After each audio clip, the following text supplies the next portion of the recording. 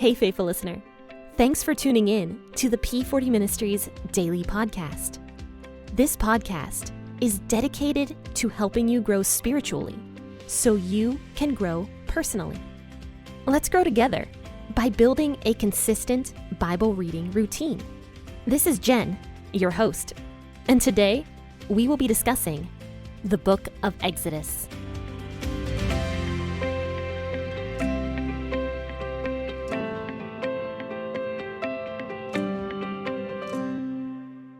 Well, hello and good morning, friends and faithful listeners. Thank you so much for tuning in this morning to the P40 Ministries podcast with your host, Jenn. And today we have a awesome guest speaker on the podcast with us. This is Mark Richards, and he actually works with me at the church. He's technically my boss. I think his assistant is my official term, is the assistant worship leader, and he is the head worship leader. So, Mark, I'd love for you to introduce yourself to the listeners. Hey, good morning. I'm glad I could be a part of this and join with you in discussing some passages from the Bible out of the book of Exodus today. That should be this. I used to do radio. I used to be in radio broadcasts, so podcast similar, but not exactly the same. But looking forward to being able to discuss today's text. Yeah, so tell me a little bit more about your time in radio. I would love to hear that. Well, when I was in college, what's funny, I have a weird kind of backstory in regards to how I got into worship ministry. When I left for college, my first declared major was to be in music ministry, but got into ear training and music theory and lost interest rather quickly. I wanted to learn. I wanted to learn to play music, not about music. Yep. So got out of that. I changed my major several times. Eventually settled on communications and sports management. My aspiration was to work for sports broadcasting, ESPN news anchor. That was like my dream job. So out of college, my first job was with a local radio station in Ashtabula County. I worked there for quite a few years. I started off as a news broadcaster and eventually switched over to do sports talk and sports broadcasting. And the station I had worked for turned into an ESPN affiliate. And so rather quickly, I was into the position that I thought I wanted to be in, and then realized very quickly how much I despised this position. Didn't like it. It was a lot of hours, a lot of work, very little pay. And so it just wasn't all it was cracked up to be. Right. And then about 10 years ago, a little more than 10 years ago, I got a random call from the faster pastor in Madison, Ohio, at a church, who had heard of me through a mutual acquaintance at Eagleville Church. And so I came in, interviewed with him and the youth pastor at that time. And then again, 10 years later, I'm back to where it is. I always tell people that I feel like it's God's sense of humor to say, you may think you know what you want to do, but I will eventually lead you to where I want you to be, which kind of think fits into today's texts. Yeah, that's kind of funny. So let me ask you a question real quick. So did that music theory class sound a little better to you while you were doing radio and you hated it so much? Not exactly. It wasn't even anything I was thinking about. Right. When you start a job right out of college and, you're trying to establish a career and things like that, you focus solely on that. It's today that I look back and think, man, I wish I would have learned all this stuff. As I try to teach people about music and things like that. All that music theory and things like that are now coming into play in my current job. And so it makes me, I don't know, not that I regret anything that I've done, but it makes me, kind of wonder, man, if I had stuck this out, would I have had to have gone through some of the hangups that I've had over the years in trying to train people on how to do music. Right.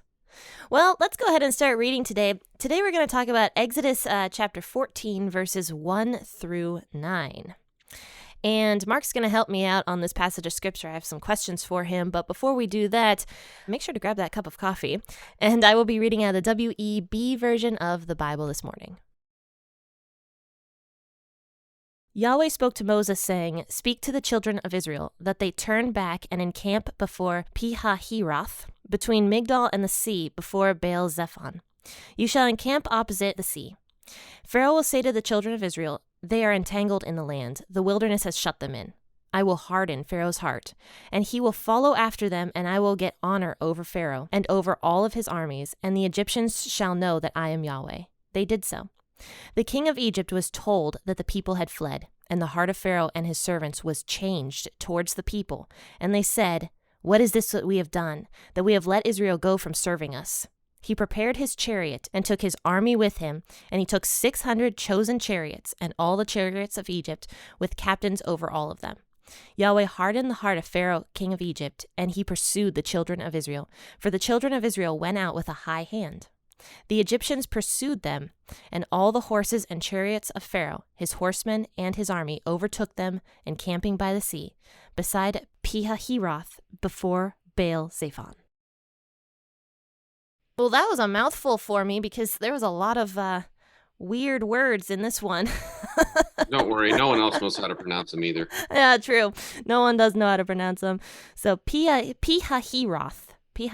Yeah, I don't know. I say Pi-hahiroth. Pihahiroth. Oh, that's probably correct. I would guess that that's the correct way to say it. But, okay, Mark, so what stood out to you the most about this portion of Scripture, do you think? Well, some of God's omniscience that stands out, also his specific directions to the Israelites, and then ultimately his purpose. His purpose in this whole passage isn't necessarily to help Israel escape, however, to let all of Egypt know that he is indeed God. Right. And isn't that interesting that he still, after all this time, wants Egypt to know who he is? I really find that fascinating, that even after the Israelites are out of there, God is still thinking about Egypt and is still thinking about those people there and is still saying, I want them to know who I am. So he's not really done with Egypt at this point. And actually, kind of weird and funny story. As I was researching this passage, you know how you can go on Google and they'll give you the search results immediately? Yes. Okay. So I was researching this passage, and Google gave me a search result that said, "Why did God destroy Egypt?" And that made me kind of irritated that somebody would ask that, because God never did destroy Egypt. Egypt was still around. Egypt to this day is still around. God did not destroy Egypt. In fact, he was thinking about them even after all of these plagues were over with. As odd as that is, it's just a very interesting show of who God really is, the fact that he still wants to show his power to Egypt in this way. So, Mark, why would God harden Pharaoh's heart again after the Israelites were out of Egypt? Like, why do you think that he decided to do that?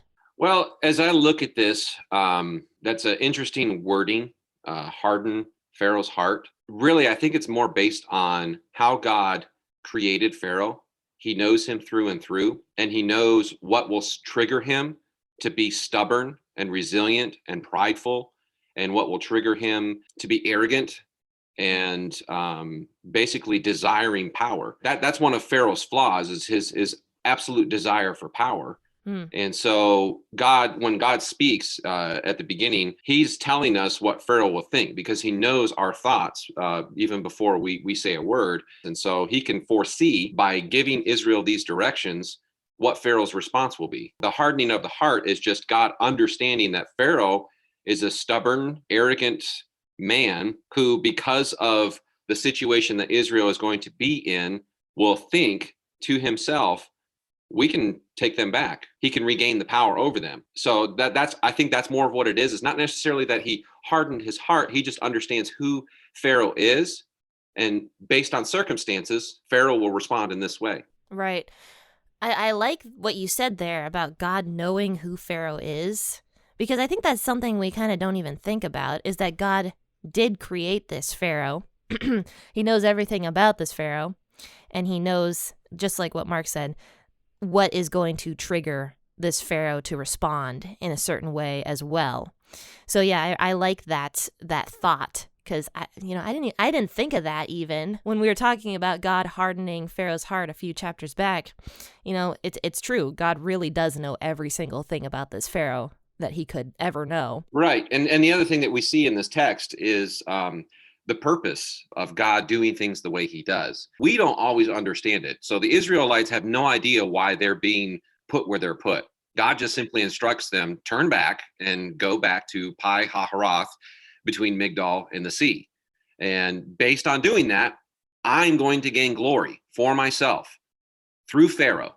That's the other thing. It's through Pharaoh that I'm going to gain glory, and will let the Egyptians truly know that I am the Lord. So as he's looking at it, the purpose behind is, again, that omniscience. It's basically he's playing chess with Pharaoh.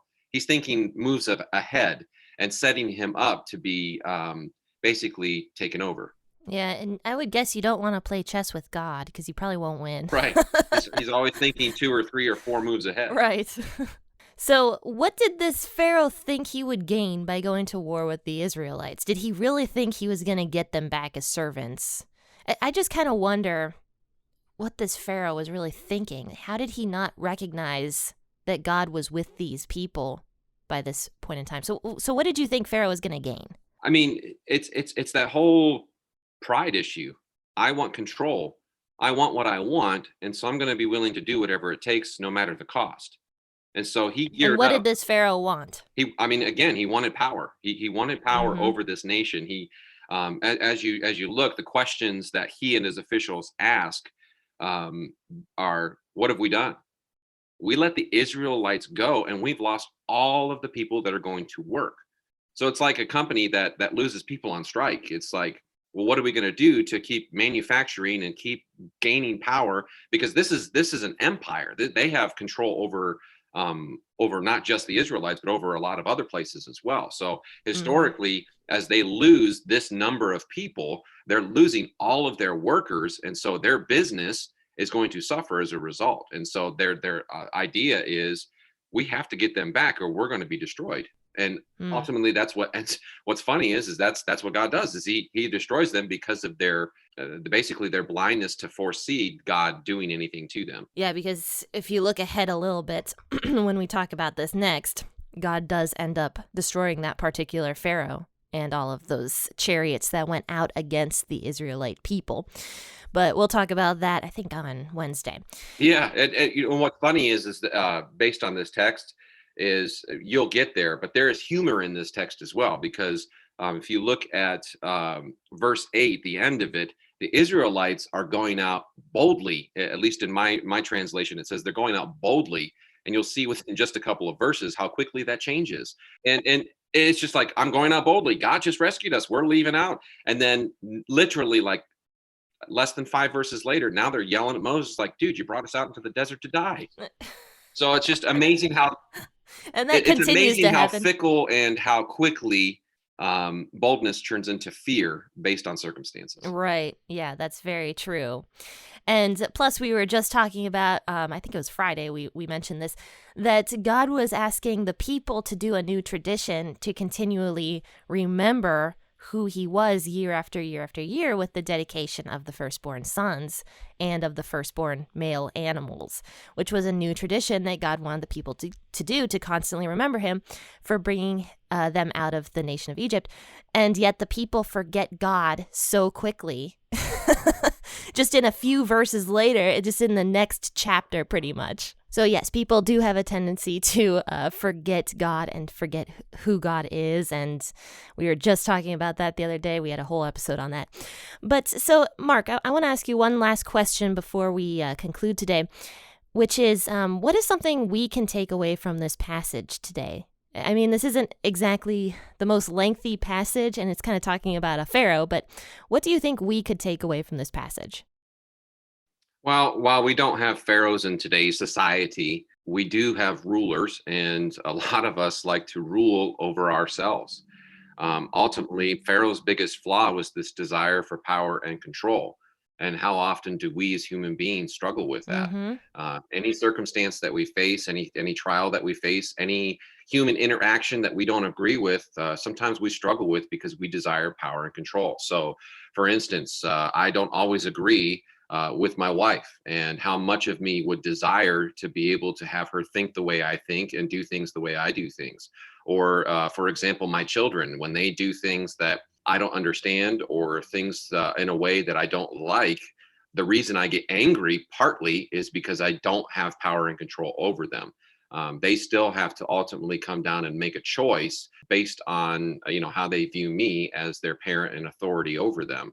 I can guide them and direct them as much as I want, but ultimately it's going to come down to them making the choice to obey or disobey, and then as a result, deal with the blessing or the consequence. So there's even though this text really isn't very lengthy, there's still a lot of richness that can be taken from it when we understand Pharaoh. If you put yourself in Pharaoh's shoes, how many things do you struggle with? How many things are you stubborn about that you're not willing to give up, that God is trying to basically purge from your life? Do you trust him enough to listen to his directions and obey his commands, or are you going to simply take it as a good suggestion, but still ultimately do it the way you think is best?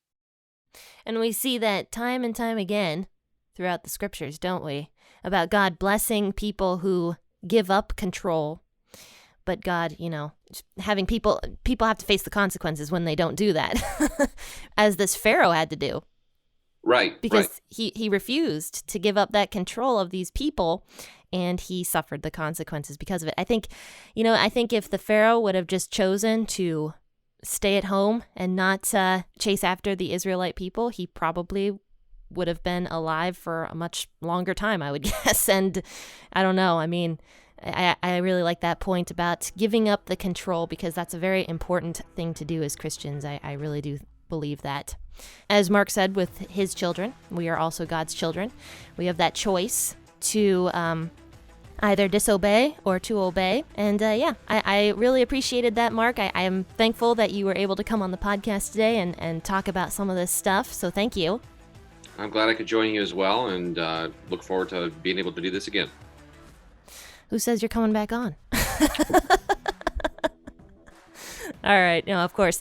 I would love to have you on again at some point, but we are out of time for today. So, friends and faithful listeners, if you enjoyed this episode, as always, please like it and share it on your social media platforms. Rate it 5 stars and write a review.